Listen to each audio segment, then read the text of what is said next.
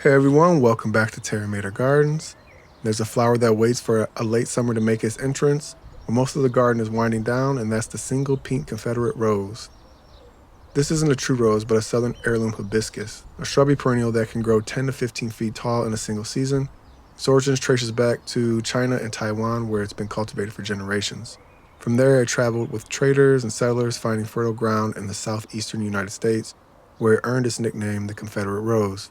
From its widespread planting during the 19th century and southern homesteads and plantations, its flowers are soft, crepe-like, and generous, opening as a delicate blush pink in the morning and darkening to a rich rose by sundown.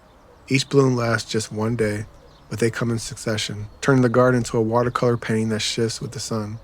It's a plant steeped in tradition, passing between neighbors, grown near porches, and beloved for its resilience and drama.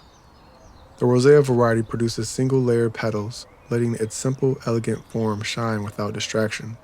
This variety loves rich, well-drained soil, thrives in full sun and part shade, and appreciates consistent moisture, though it handles dry spells like a champ once established.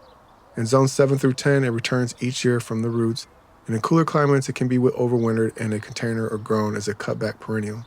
This isn't just a statement plant, it's a companion to the whole garden. Pair it with late bloomers like Mexican sage, goldenrod, swamp milkweed, or cannas for a striking and balanced display. Its height and lush foliage also create shelter for beneficial insects and songbirds, making it more than just beautiful, it's ecologically generous too. Beyond its garden appearance, the Confederate Rose is known for attracting bees, butterflies, and hummingbirds, acting as a magnet for pollinators during the tail end of the season. While each bloom is short-lived, they can be cut for same-day floral arrangements, offering a bold beauty.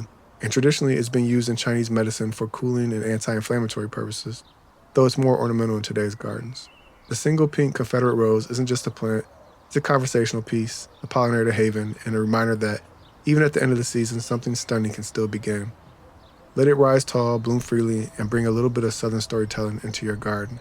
That wraps up today's plant profile. If you enjoyed this video, don't forget to like, comment, and subscribe for more.